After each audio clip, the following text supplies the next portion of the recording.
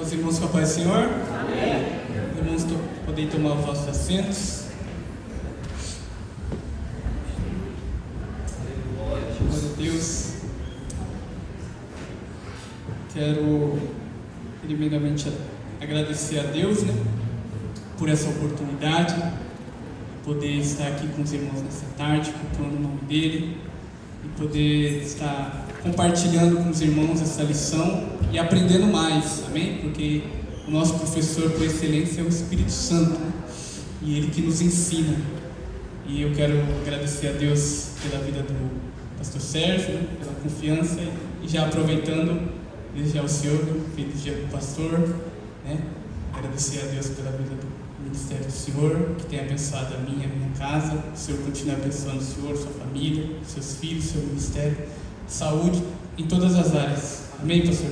E também em geral em todos os pastores, presbíteros, líderes dessa casa, Quero dizer a vocês que eu sou muito grato a Deus pela vida de cada um de vocês, que vocês são para mim um referencial, tanto de ministério, mas não só isso, como de família e homem, e tudo que abrange, Que Deus continue abençoando a vida de vocês. Os irmãos podem ver a minha situação, Todo mundo dorme aqui e eu vou ministrar, estou nervoso, sempre estou nervoso, mais que normal, Mas nós cremos no poder da palavra do Senhor, amém? É a palavra do Senhor que tem o poder. Nós estudamos, fazemos nossa parte, Porque isso é a vontade do Senhor, mas quem opera e o poder está na palavra, amém? E o Senhor tem uma palavra para o nosso coração, para que nós venhamos sair daqui edificados, fortalecidos, para vencer os nossos inimigos que nós vamos aprender hoje, amém? E como já o presbítero Cleves falou, não é seres humanos, Nossos inimigos não são a nossa esposa, a nossa família, o nosso chefe, o nosso pastor, mas os nossos inimigos, eles são, Paulo fala, que são seres celestiais, As hostes, a nossa carne, o mundo, tudo isso nós vamos estar aprendendo hoje, na lição de hoje, amém? Então a lição de número 5 vai dizer os inimigos do cristão. Pedi para o irmão Danilo me ajudar também nos versículos, se eu puder, que aí vai mais rápido, que a gente não vai ficar perdendo tempo abrindo a Bíblia e a gente poupa tempo, Então, o texto áureo diz assim: se vivermos no Espírito, andemos também no Espírito, não sejamos cobiçosos de vanglórias, irritando uns aos outros, invejando-nos uns aos outros. A nossa verdade prática diz assim: na jornada da fé, há inimigos que tentam nos atrapalhar, o diabo, a carne e o mundo. Mas em Cristo Jesus somos mais que vencedores. Então aqui já na verdade prática já fala quais são os inimigos do cristão, Os 3 inimigos, 2 deles sendo no fator exterior, que estão na parte de fora, que é o diabo, e o mundo, e um deles sendo interior, que é a nossa carne, Então nós vamos aprender. A leitura bíblica em classe está em Romanos capítulo 6, e também do versículo 11 ao 14, e 1 João 2, do 15 ao 17. Vamos estar lendo todos juntos, Eu vou estar lendo Romanos o 11, os irmãos o 12, e assim a gente segue para fazer uma leitura congregacional, amém? Então vou estar lendo.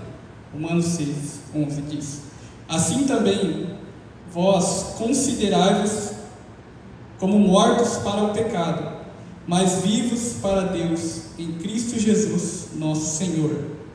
Não temeis, portanto, o pecado em vosso corpo mortal, para não obedeceis às suas consciências. Nem tampouco apresentei os vossos membros ao pecado por instrumentos de iniquidade, mas apresentai-vos a Deus como vivos dentre os mortos, e os vossos membros a Deus como instrumentos de justiça. Porque o pecado não terá domínio sobre vós,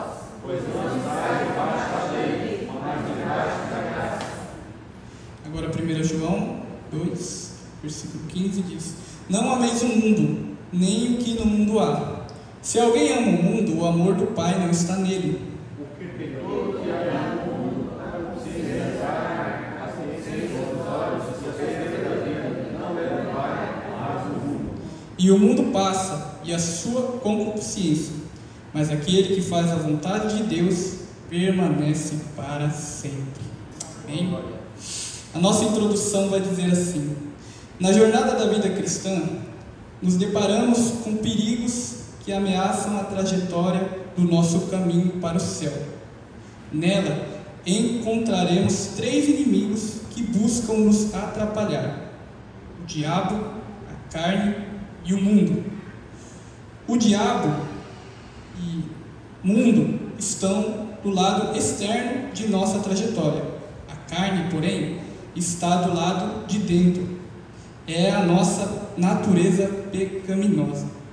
Por isso, nesta lição, estudaremos esses 3 inimigos da jornada da vida cristã. Amém?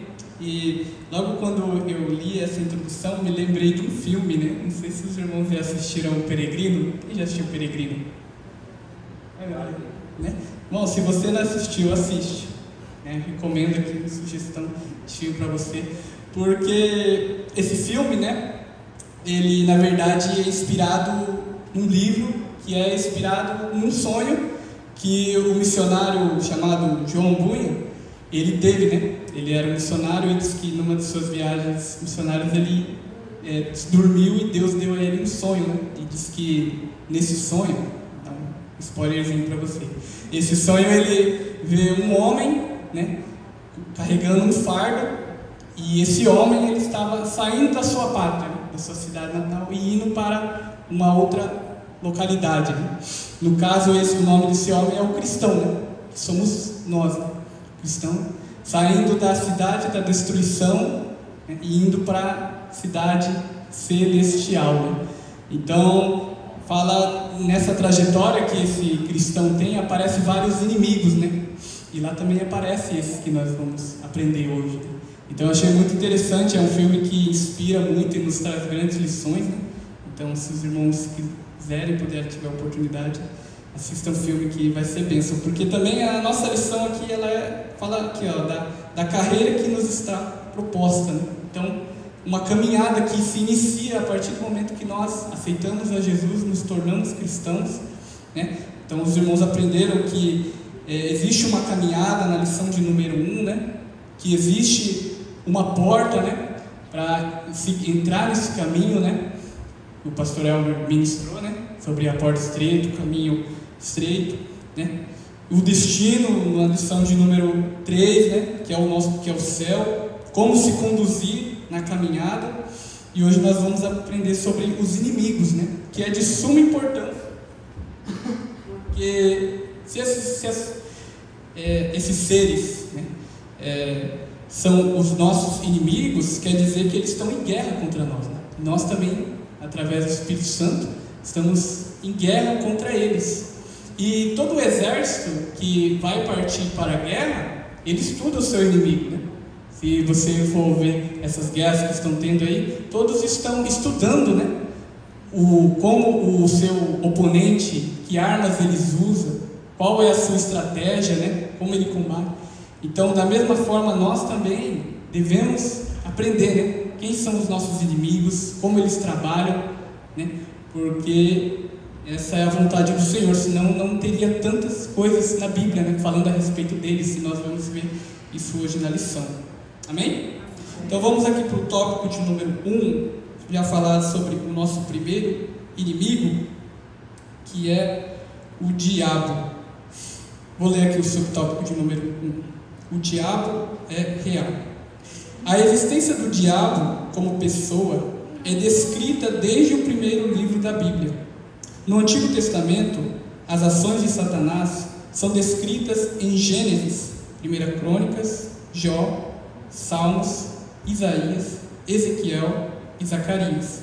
O Novo Testamento mostra a atuação do diabo por cerca de 25 vezes das 29 passagens dos Evangelhos em que Jesus menciona em seu ministério.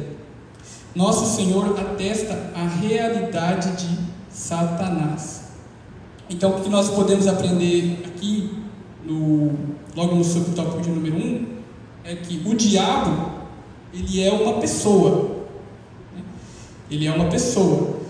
Então, o diabo ele não é uma força, né? O diabo ele não é algo inventado, ele não é uma coisa da mente, né, do ser humano, aquela coisa de desenho, né, animado, que às vezes aparece um bichinho ali com uma cauda, né? Mas ele é uma pessoa, né? Ele é uma pessoa de fato. E a sua descrição na Bíblia vem desde os Gênesis, ou seja, desde o início da criação, o diabo ele já, né, existia. Então nós vamos ver aqui no subtópico de número 2 sobre a história, né? A história aqui de Satanás. Bom, a descrição de Satanás. As Escrituras Sagradas descrevem Satanás como um ser espiritual que pertencia a uma ordem angelical dos querubins, sendo o mais exaltado deles. Agora eu gostaria que os irmãos abrissem Ezequiel, capítulo de número 28, onde ali vai estar escrito a respeito da origem, né, de Satanás. Ezequiel, capítulo 28.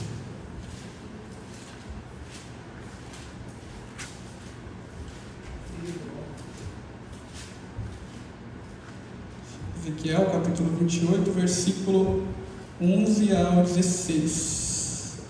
Não, perdão, 12 ao 16. Amém? Diz assim a palavra do Senhor: Filho do homem, levanta uma lamentação sobre o rei de Tiro, e dizendo-lhe: assim diz o Senhor Jeová: tu és o aferidor da medida, cheio de sabedoria e perfeito em formosura. Estavas no Éden, jardim de Deus. Toda pedra preciosa era a tua cobertura: a sardônia, o topázio, o diamante, a turquesa, o ônix, o jaspe, a safira, o carbúnculo, a esmeralda e o ouro. A obra dos teus tambores e dos teus pífaros estava em ti. No dia em que foste criado, foram preparados. Tu eras querubim ungido para proteger, e te estabeleci no monte santo de Deus. Estava no meio das pedras afogueadas, andavas. Perfeito eras nos teus caminhos, desde o dia em que foste criado, até que se achou em ti, até que se achou iniquidade em ti. Na multiplicação do teu comércio, se encheu o teu interior de violência, e pecaste, pelo que te lançarei profano fora do monte de Deus, e te farei perecer, ó querubim, protetor entre as pedras afogueadas.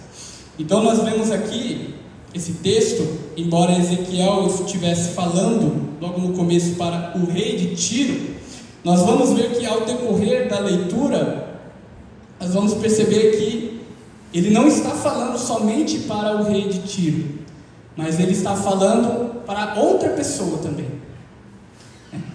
Os irmãos lembram da passagem onde Jesus ele fala que o Filho do Homem haveria de ser crucificado, né, haveria de padecer, e Pedro fala, né, para Jesus que não era para ele fazer isso de maneira alguma, né, que isso iria acontecer, e Jesus vira para ele e fala: aparta-te de mim, Satanás. Vocês não lembram desse texto? Vocês viram que Jesus estava falando para Pedro, mas Jesus nessa hora ele estava se referindo ao espírito de Satanás que havia usado a boca de Pedro, porque não queria que Jesus fosse crucificado, né? Porque se Jesus fosse crucificado, né, a nossa vitória então estava ali, na morte de Jesus, na sua ressurreição. Então da mesma forma nós vemos no texto que ele começa a falar ao rei de Tiro, mas ele começa a falar: estava no jardim de Deus toda pedra preciosa, né? Um homem não estava nesse lugar, porque esse lugar, nós estudamos Eu lembro que a gente estudou isso no curso de teologia que nós fizemos aqui, o pastor Elmer deu aula pra gente. Esse lugar, você lembra, pastor? Esse lugar aqui é chamado na teologia que nós estudamos, de o Éden mineral. Que o Éden mineral não é o jardim do Éden que Deus criou ali na terra, né? Como nós lemos ali em Gênesis, né? Mas esse Éden mineral é um lugar que Deus havia preparado, mas antes de criar o mundo, né? E tanto que não havia vegetação, mas somente pedras. As pedras que estão escritas aqui eram as pedras que tinham nesse jardim. Por isso que fala que é o Éden mineral. E nesse Éden mineral, onde a princípio não era Satanás, mas era esse querubim ungido, né? O Lúcifer, que é a palavra onde Isaías vai falar sobre da alva.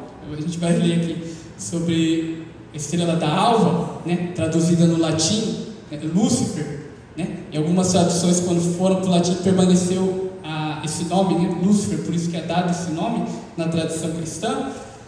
Este ser que foi criado por Deus, era um querubim, né? Elevado, e ele estava nesse local, né? Nesse Éden mineral, antes da criação. E em Isaías, agora nós vamos para lá, Isaías capítulo 14. Isaías capítulo 14.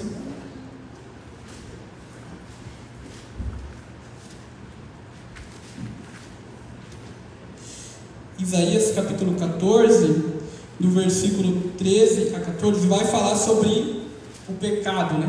O pecado que transformou então esse querubim, né, em Satanás.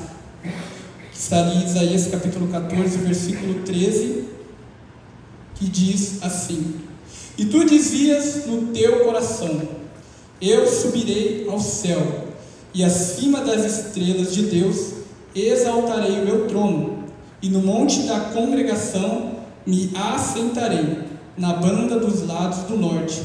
Subirei acima das mais altas nuvens, e serei semelhante ao Altíssimo. Essa profecia é contra o rei da Babilônia, mas está falando sobre Satanás, porque tanto o reinado da Babilônia como o reinado de Tiro eram reinados que procuravam destruir a nação de Israel, oprimiam a nação de Israel. E quem que era o inimigo do povo de Israel? Satanás. Por que Satanás queria destruir a nação de Israel? Porque ele sabia que da nação de Israel viria o Messias, que a qual Jesus, né, Deus falou que este iria pisar a sua cabeça. Por isso que Satanás, desde o princípio, você vê ele usando reis, usando reinos para tentar destruir o povo de Israel.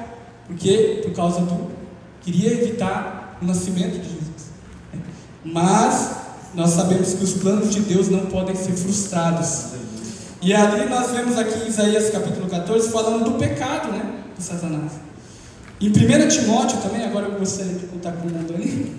1 Timóteo capítulo 3, versículo 6, vai falar sobre o pecado do diabo. Aqui, ó. Ali Paulo está falando que o presbítero, ele não pode ser neófito. O que quer dizer neófito? Novo na fé, recém-convertido. Isso quer dizer neófito. Para que, ensoberbecendo-se, não caia na condenação do diabo. Então, qual que foi o pecado de Satanás? Através dos textos que nós lemos, os irmãos sabem? Alguém quer dizer? Pecado de Satanás? Soberba. Ou, em outras palavras, orgulho. E o que é o orgulho, né? Nesse sentido que a Bíblia traz? O orgulho fala de independência e autossuficiência. Ou seja, Satanás ele queria ser independente e autossuficiente. Ele queria ser semelhante a Deus. Por quê? Porque só há um ser que tem essas duas características no mundo. Só Deus ele é independente e autossuficiente. Todo o resto, todos nós, o mundo, até mesmo Satanás, é dependente de Deus. Mas nós vemos ali que até para ele queria ir contra a vida de Jó, ele teve que pedir permissão a Deus. Todos nós somos dependentes de Deus. Agora, quantas pessoas querem ser independentes e autossuficientes? Em outras palavras, eu não preciso de Deus? Não preciso de Deus? Então elas estão cometendo o pecado de Satanás. Elas estão debaixo da mesma condenação que Satanás teve, né? Ou seja, Deus ele expulsou Satanás de sua presença. Ali nós vemos em Apocalipse capítulo 12, agora eu quero que os irmãos abram Apocalipse capítulo 12, no versículo 3, vai falar sobre a mulher e o dragão. Apocalipse capítulo 12, versículo 3 a 4, depois nós vamos para o 8 e 9. Diz assim, sobre a queda de Satanás: E vi outro sinal no céu, e eis que era um grande dragão vermelho, que tinha 7 cabeças e 10 chifres, e sobre as cabeças 7 diademas, e a sua cauda levou após si a terça parte das estrelas do céu, lançou-as sobre a terra, e o dragão parou diante da mulher que havia de dar à luz, para que, dando ela a luz, lhe tragasse o filho. Agora versículo 8 e 9. Mas não prevaleceram, nem mais o seu lugar se achou nos céus. E foi precipitado o grande dragão, a antiga serpente, chamada o Diabo e Satanás, que engana todo mundo. E ele foi precipitado na terra, e os seus anjos foram lançados com ele. Então aqui nós vemos essa rebelião de Satanás, aconteceu no céu contra Deus. Deus teve guerra, mas, como sempre nós sabemos, Deus ele não perde. Nosso Deus não perde nenhuma guerra. Satanás ele foi lançado então para a terra, e com ele os seus demônios, e eles estão aqui para guerrear contra os cristãos, para que a gente não alcance o propósito maior que Deus deixou para nós, que é a nossa salvação. Mas da mesma maneira que ele perdeu no céu, aqui também ele perde, porque o nosso Deus que nos dá a vitória, em nome de Jesus, amém? Por isso que nós estamos apresentando aqui, irmãos, mas não para que os irmãos tenham medo, porque ele já está derrotado, irmãos. Nós já somos mais que vencedores, nosso Deus, amém? Mas porque nós precisamos sim aprender a sua origem e como ele atua, para que a gente também possa saber como vencer as suas estratégias, amém? Agora vamos aqui para o subtópico, continuando aqui em Judas 9. Por ele permanecer a uma ordem elevada, está registrado que o arcanjo Miguel contendeu com Satanás a respeito do corpo de Moisés, mas não ousou pronunciar juízo de maldição contra ele. De fato, Satanás é o chefe dos anjos caídos. Ele possui poder, porém suas ações estão limitadas, mas é visto como Deus deste século, o príncipe da potestade do ar. Também podemos afirmar que Satanás é um ser que possui personalidade, ou seja, ele tem inteligência, raiva, desejos e vontade própria. Nosso Senhor considerava Satanás como uma pessoa, por isso usou pronomes pessoais para se referir a ele. Agora, o subtópico de número 3, identidade do inimigo. Podemos conhecer o inimigo por meio dos nomes que a Bíblia usa para descrevê-lo. Serpente refere-se à sua sagacidade e astúcia. Satanás, mencionado 52 vezes, adversário ou opositor. Diabo aparece 35 vezes. Acusador, maligno, revela o seu caráter. Dragão vermelho revela sua ferocidade. Tentador, ação tentadora no campo da mentira, da imoralidade. Enganador, Beelzebu, chefe dos demônios. Belial, pessoa má, sem valor. Esses nomes revelam uma natureza cruel, perversa e destruidora do nosso inimigo. Então, os nomes que são dados a Satanás na Bíblia revelam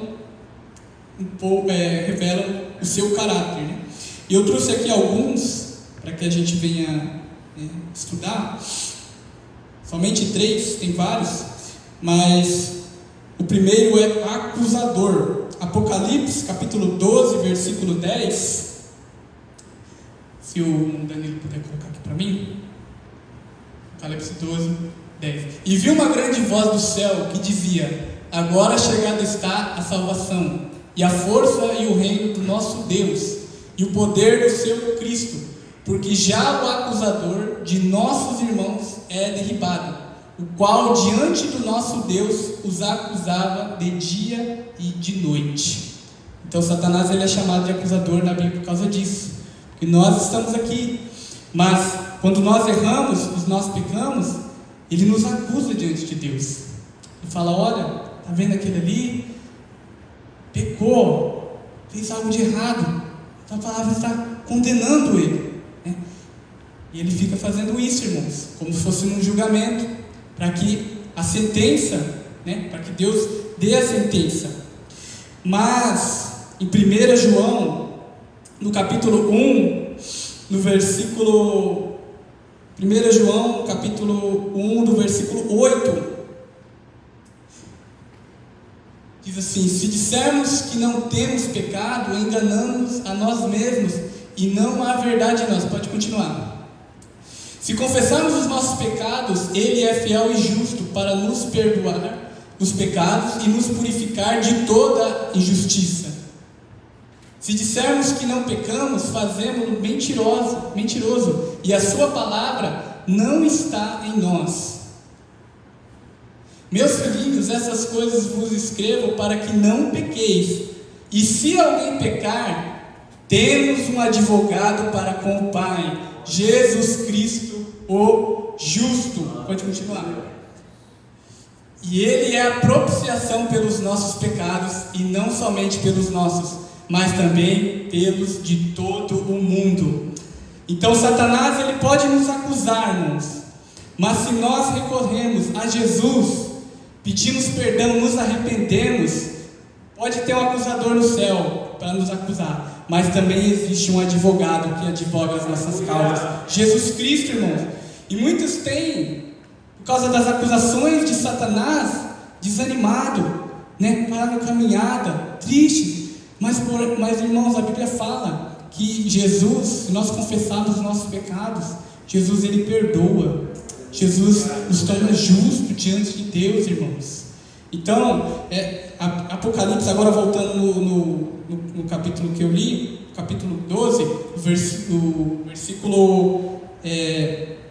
Apocalipse 12, do 10 aqui, ó. E viu uma grande multidão, voz no céu, que dizia: agora chegada está a salvação e a força e o reino do nosso Deus, e o poder do seu Cristo, porque já o acusador de nossos irmãos é derribado, o qual diante do nosso Deus os acusava de dia e de noite. Agora o próximo.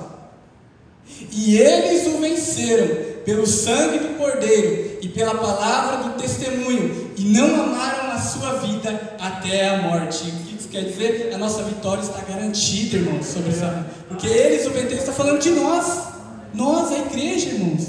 Se nós, né, pelo sangue do Cordeiro, fomos lavados e pela palavra do seu testemunho permanecemos, a nossa vitória é garantida. Aleluia. Louvado seja o nome do Senhor. Agora o próximo nome, tentador. Lucas capítulo 4, do versículo 1 a 2, vai falar sobre a tentação de Jesus. E Jesus, cheio do Espírito Santo, voltou do Jordão e foi levado pelo Espírito ao deserto. E 40 dias foi tentado pelo diabo, e naqueles dias não comeu coisa alguma.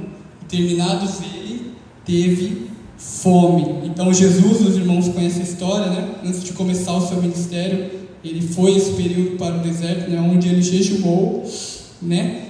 E passando os dias, no final do dia, teve fome. E no capítulo 4, no versículo 3, Satanás disse-lhe o diabo: se tu és o filho de Deus, dize a esta pedra que se transforme em pão. O que nós aprendemos aqui? Que Satanás, como tentador, ele conhece o nosso ponto fraco. Por que ele não foi em Jesus apresentando os reinos logo de cara, ou falando para ele se jogar do monte? Porque a Bíblia é bem clara, Jesus estava com fome, e Satanás sabia disso, porque ele nos observa.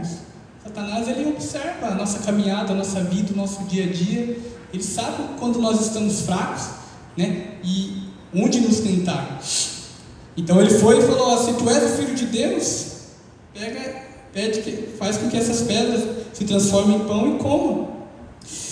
Agora veja bem, Jesus disse que para que não caiamos em tentação, devíamos viver uma vida de vigilância e oração, pois o espírito está pronto, mas a carne é fraca. Mateus capítulo 26, versículo 41. Quando Jesus está falando da carne aqui, ele fala da natureza pecaminosa oriunda do pecado, da inclinação para o mal que todos nós temos, né? Porque todos pecaram, né? Estão destituídos da glória de Deus. Nós vamos estudar mais para frente. Tiago capítulo 1, versículo 14, diz que somos tentados pelo mau desejo do nosso coração, ou seja, a carne. Mas fica uma pergunta aqui: Jesus tinha essa natureza pecaminosa? O que os irmãos acham? Não. Jesus não tinha essa natureza pecaminosa. Porque se nós dissermos que Jesus tinha essa natureza pecaminosa, nós estamos dizendo que Jesus era pecador. Porque a natureza pecaminosa, ela é oriunda do pecado. Mas Jesus não cometeu nenhum pecado, ele é santo. Ele não tinha essa natureza pecaminosa. Então, se Jesus não tinha essa natureza pecaminosa, por que ele teve que ir ao deserto? Por que ele teve que passar por esse período? Por que ele teve que jejuar? Tem duas respostas aqui. Primeira, para nos mostrar o exemplo de como, através de uma vida de oração e vigilância, é possível vencer quaisquer tentações que o diabo tente contra nós. Segundo, para se preparar para a carreira que o Pai lhe havia proposto. Então, Deus tinha Jesus veio com uma missão, ele tinha uma carreira, e nós também temos uma carreira, né? A nossa carreira é diferente da de Jesus, mas nós temos uma carreira, e nessa carreira, nesse caminho, o Satanás vai nos tentar, né? Vai nos tentar em várias áreas, cada um tem o seu ponto fraco. Mas Jesus, ele foi para o deserto, passou aquele período para nos mostrar um exemplo, que através de uma vida de oração e consagração, é possível, irmãos, é possível nós vencermos a tentação, né? É possível, aleluia. Jesus não estava lá, irmãos, à toa, somente. Jesus estava em comunhão com o Pai, irmãos. Nós também temos uma vida de comunhão, nós conseguimos vencer, porque a graça de Deus nos capacita. Mas não devemos nos enganar. Embora Jesus não tivesse uma natureza pecaminosa como nós, ele ainda foi tentado na sua natureza humana. Por quê? Porque ele era 100% Deus, mas ele também era 100% homem. E todo homem sente fome, né? Todos nós sentimos. E Jesus estava com fome naquele momento.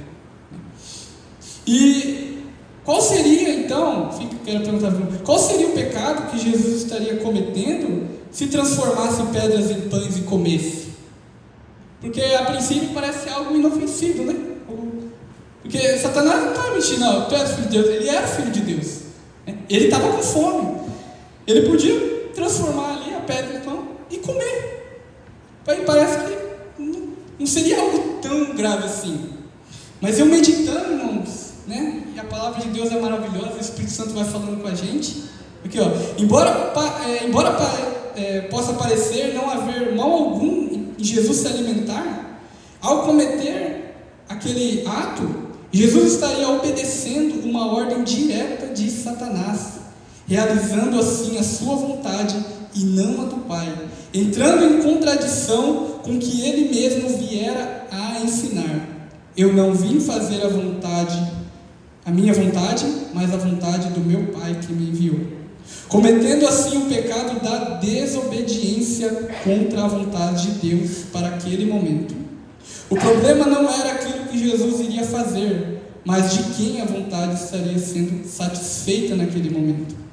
Antes de realizarmos algo, por mais simples que seja, devemos analisar de onde vem esse desejo, se é da vontade de Deus que o façamos.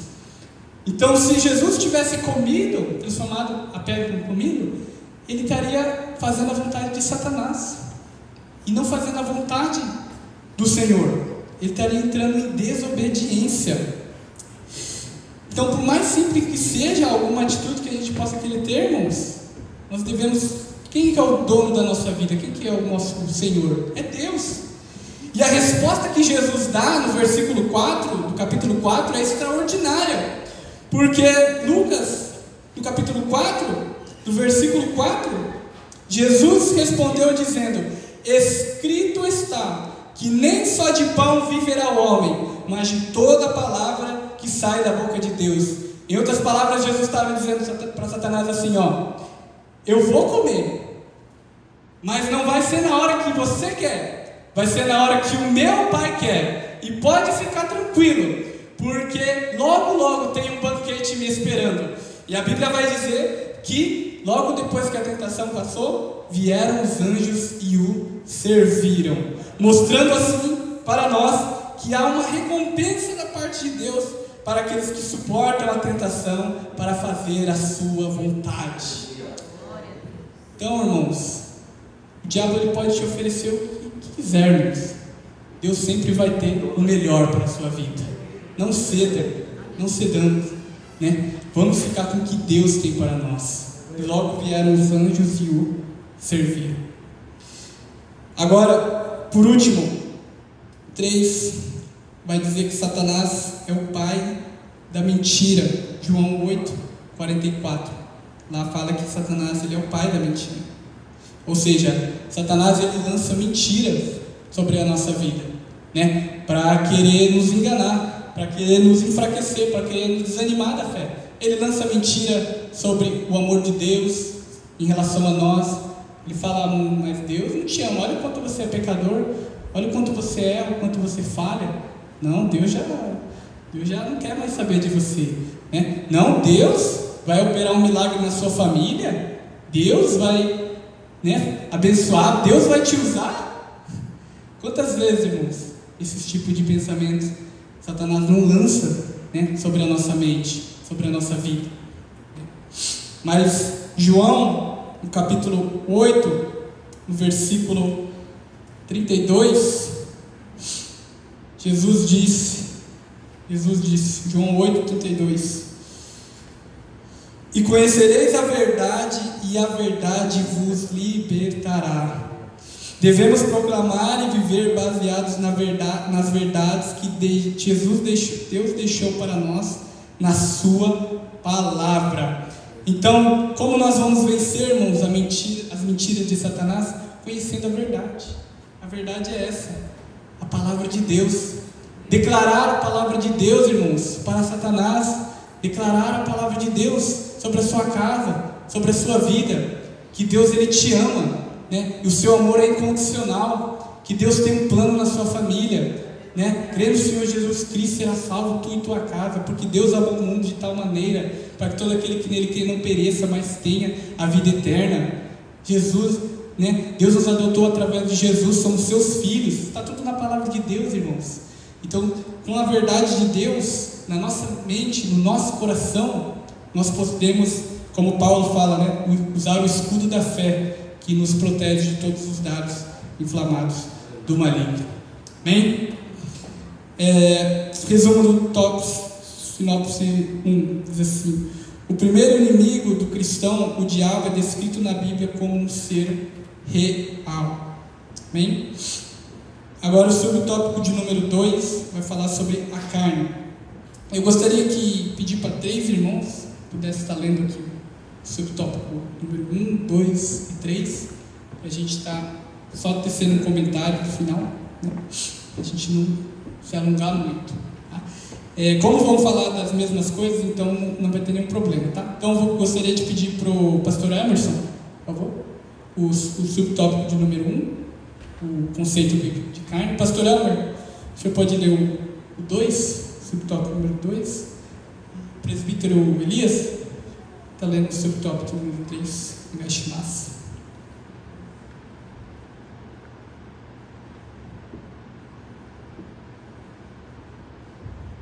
Pode ler? Segundo conceito bíblico de carne, há 4 definições para a palavra carne na Bíblia. 1. Tecido muscular do corpo humano e dos animais. Gênesis 2, 21. 2. O corpo humano inteiro. 3. O ser humano segundo a sua fragilidade e mortalidade. A natureza humana pecaminosa, dentre muitas perspectivas da palavra carne na Bíblia, a expressão consciência na carne tem grande relevância. Quando o apóstolo João usava esse termo, ele se refere à satisfação da carne em todas as suas dimensões. Glutonaria, sensualidade, bebedeira, relações sexuais ilícitas. A expressão revela que não há critério ou norma moral no contexto em que a busca pelo prazer individual dita a tendência. É o egoísmo em grau elevado. O pastor Elber. Segundo, a carne no Novo Testamento. Na perspectiva do Novo Testamento, o termo grego sarx, isto é, carne, é uma referência direta à totalidade da natureza humana pecaminosa à parte de Deus, degradada sem a presença do Espírito Santo. Em suas cartas, o apóstolo Paulo evidencia o que uma natureza dominada pela carne pode produzir. A carne opõe-se a Deus e aos seus propósitos, pois ela tenciona caminhar de modo independente do Altíssimo. Seu desejo e vontade são fora dos planos divinos. Ela faz com que o ser humano haja como se fosse o próprio Deus. 3. Perspectiva doutrinária da palavra carne. Doutrinariamente, a carne é uma natureza humana depois da queda de Adão. Como vimos, a expressão carne pode ser usada para se referir ao corpo humano, que depois diz 39. Mas também a natureza pecaminosa, Romanos 8,6. Nesse sentido, embora uma mesma palavra possa trazer sentidos diferentes, não há razão de confundir-se entre carne como corpo e carne como natureza pecaminosa, pois o que é produzido pela natureza pecaminosa logo é reconhecido como, por exemplo, a idolatria é uma obra da carne, ou seja, da natureza humana pecaminosa. Gálatas 5:20. Amém. Deus abençoe. Então aqui a carne, né, o conceito e significado, em geral, fala da natureza pecaminosa oriunda do pecado, que é a inclinação para o pecado, a qual nós herdamos de Adão, né, por causa do seu pecado. Está ali em Romanos 5,19, se o Daniel colocar. Romanos 5,19 diz assim: porque como pela desobediência de um só homem muitos foram feitos pecadores, assim pela obediência de um muitos serão feitos justos. E Romanos 3,23: porque todos pecaram e destituídos estão da glória de Deus. Então, por causa desse pecado de Adão, todos nós fomos feitos pecadores e já nascemos com essa natureza pecaminosa, que é a inclinação para o mal, ou seja, a inclinação para as coisas que não são de Deus, que Deus não se agrada, ao contrário da natureza de Deus, né? Nós temos essa inclinação e essa natureza, né? E nós podemos ver bem isso de uma forma prática na nossa realidade, né? Romanos capítulo 7, versículo 18, o apóstolo Paulo, ele vai falar sobre isso, né? Na prática. Porque eu sei que em mim, isto é, na minha carne, não habita bem algum, e com efeito o querer estar em mim, mas não consigo realizar o bem. Próximo. Porque não faço o bem que quero, mas o mal que não quero, esse faço. Ora, se eu faço o que eu não quero, já o não faço eu, mas o pecado que habita em mim.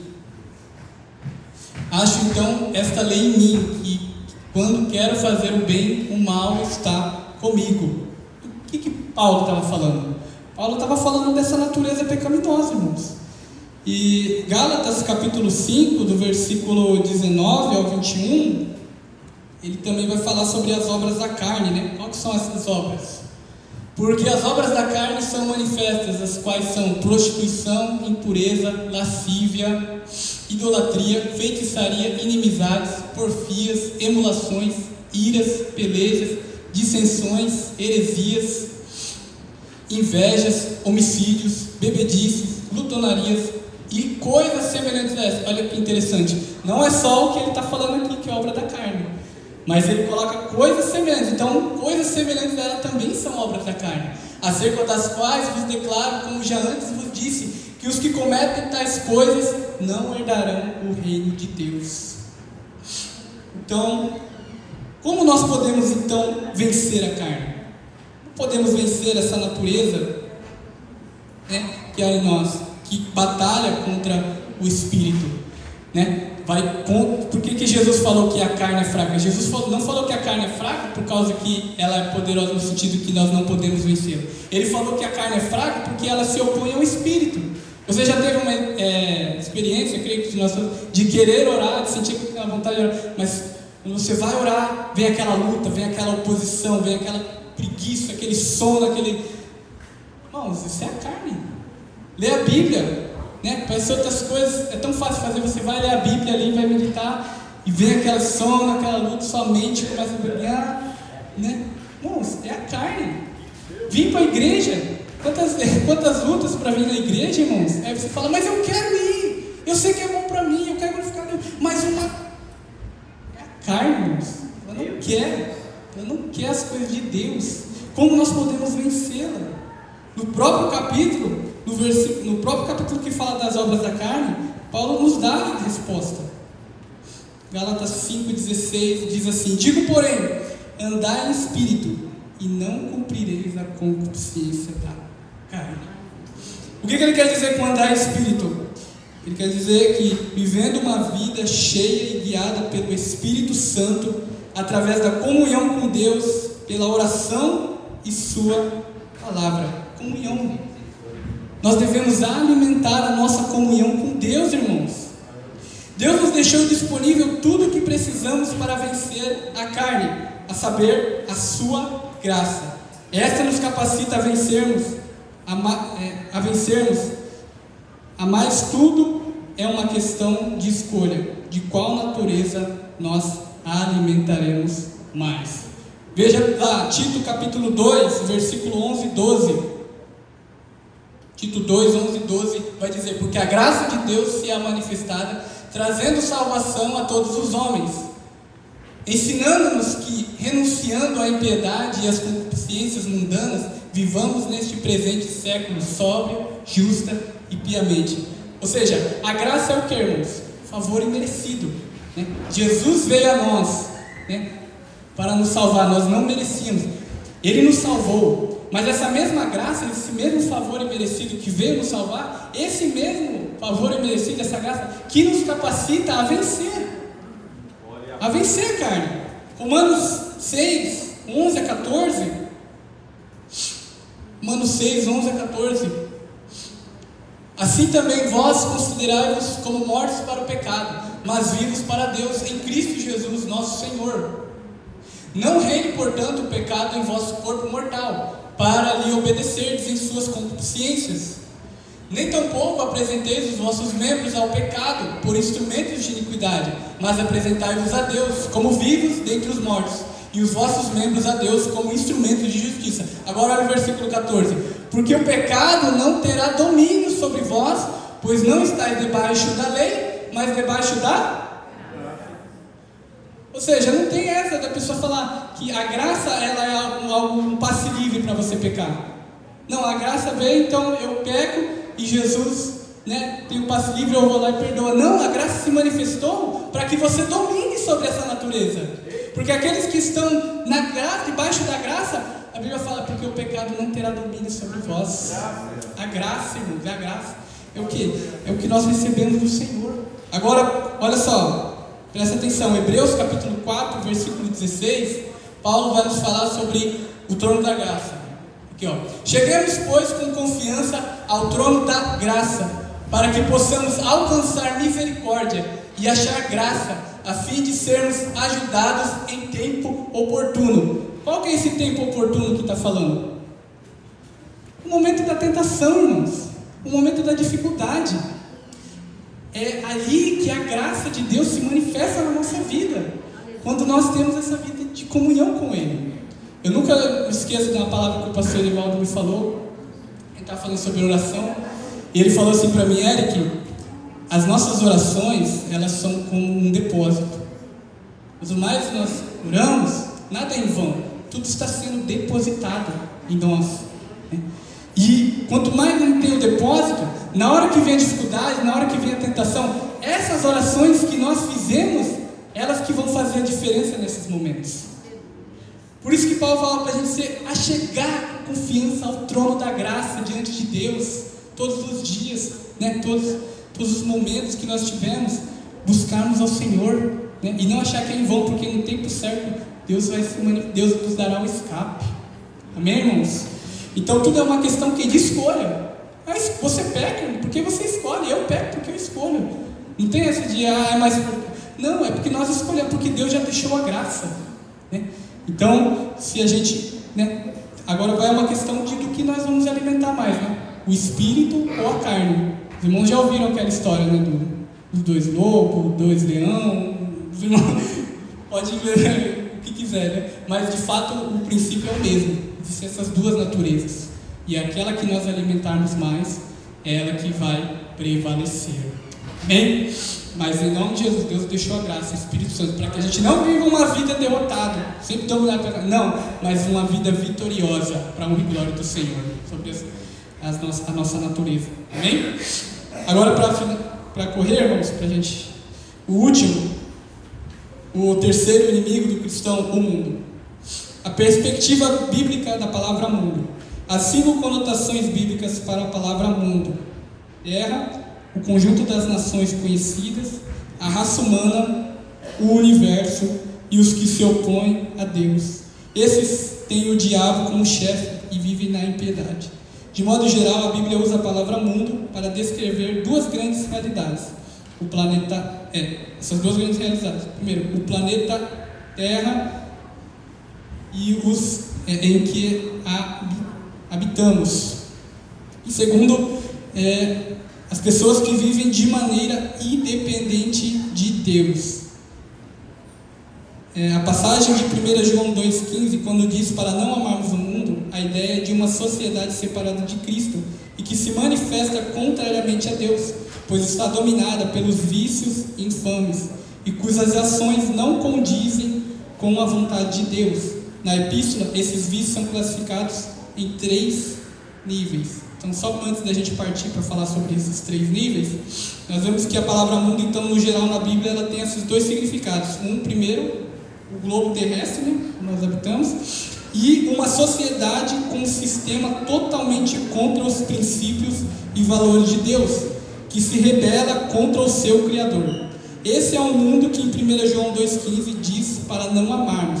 Do contrário, encontraremos numa posição de inimizade com Deus. Tiago 4,4. Todo aquele que se faz amigo do mundo se faz inimigo de Deus.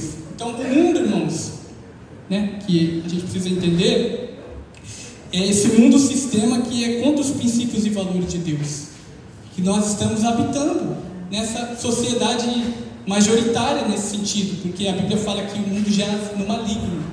Então, esse mundo, o que a Bíblia fala? É nosso inimigo. Ele tenta tirar os cristãos, seduzi-los, tirá-los do caminho do Senhor, e ele tenta, com esses 3 tipos de vícios, né, de estilo de vida.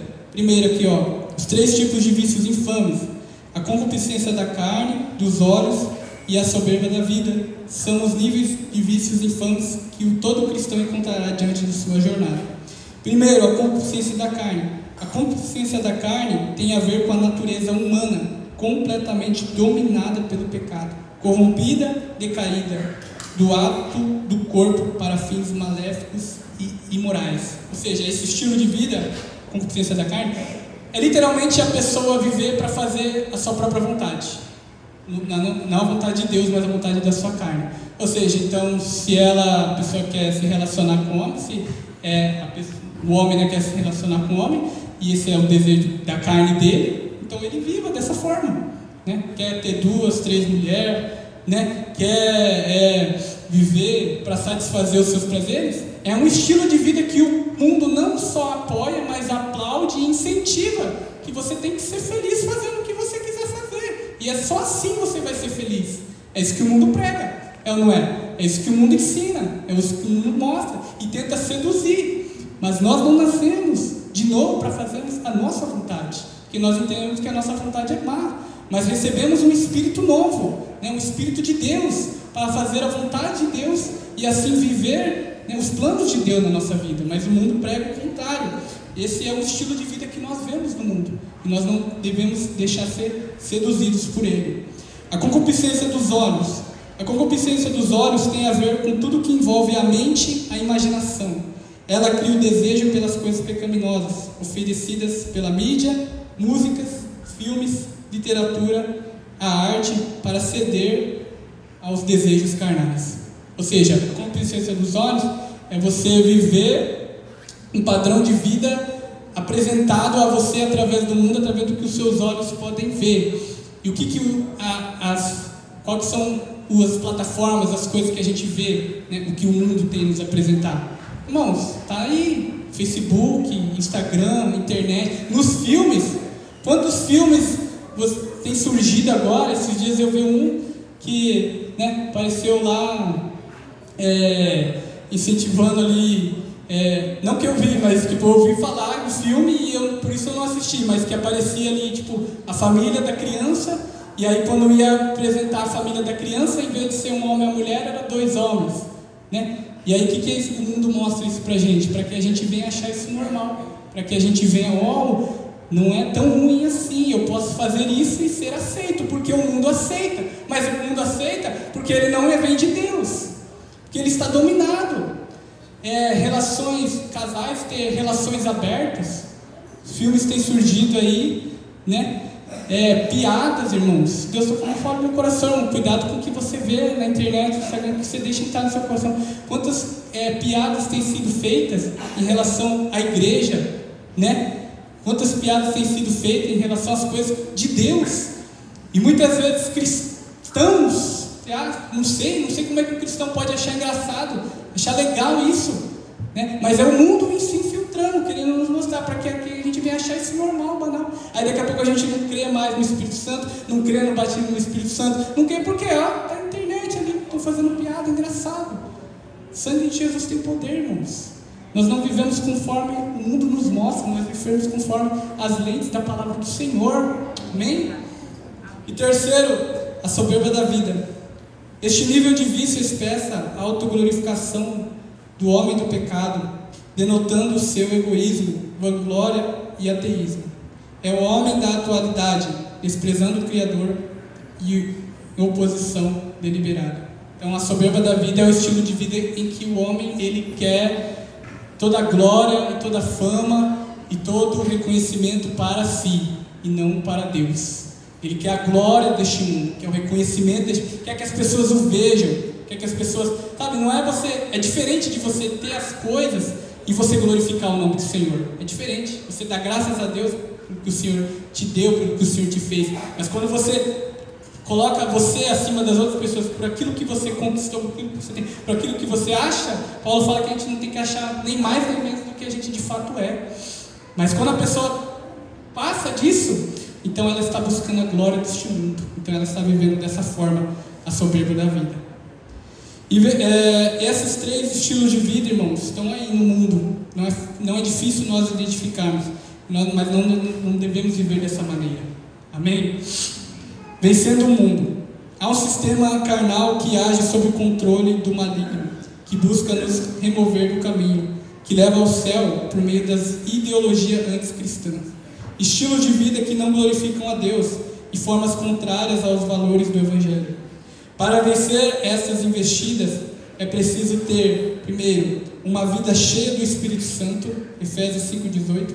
É preciso também viver plenamente em Cristo Jesus, fazendo a sua vontade, Mateus 7,21. Sendo assim, precisamos nos sujeitar a Ele, resistir ao diabo, pois temos a sublime promessa que Ele fugirá de vós. Tiago 5,17. Amém, irmãos? Então, eu não vou estar me alongando por causa do tempo e também porque a próxima lição que os irmãos vão estar estudando vai falar sobre as nossas armas espirituais. Então, hoje foi só uma apresentação, né? Eu tenho que ser fiel à lição, então se a lição está falando só para ser a apresentação, então na próxima lição nós vamos aprender sobre as armas espirituais que Deus nos disponibilizou para vencer os nossos inimigos. Então não falhe na próxima lição. Amém? O terceiro inimigo do cristão, o mundo, apresenta os 3 níveis de vícios infames: a concupiscência da carne, dos olhos e a soberba da vida. Conclusão: o apóstolo Pedro nos adverte a respeito do plano do inimigo em nos tragar, com o objetivo de destruir a obra realizada por Cristo em nossas vidas. Ele quer enfraquecer a nossa caminhada rumo aos céus. A ação diabólica é feita mediante os ataques do inimigo. Então, para não ceder aos seus ardis, precisamos viver constantemente sobre a presença do Espírito Santo, preparados e fortalecidos em Deus. Amém? Deus abençoe em nome de Jesus. Peço perdão pelo horário, que aquilo que eu não pude falar, que o Espírito Santo possa ministrar a cada coração. Eu agradeço a oportunidade. Pode fazer? É o Linus?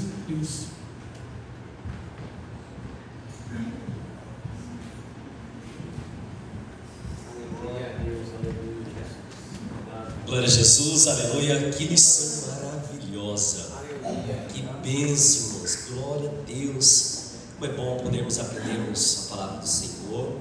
Como é bom podermos sermos edificados. Deus abençoe o pregador Eric por essa lição maravilhosa. Eu particularmente gosto muito de ouvir o Eric ministrar, uma bênção. Graças a Deus por isso. Que Deus continue usando esse jovem obreiro da casa do Senhor. Que bênção. Amém, irmãos? Amém. A pregadora já disse aqui, não perca a próxima lição, porque as lições vão interligando uma com a outra, né? E até a lição de número 13, elas vão se encaixando e a gente vai tendo aquela compreensão maior, né? Então, em nome de Jesus, venha na próxima lição e vai ser uma bênção no nome de Jesus, amém? Como os prometido, né? Em nome de Jesus.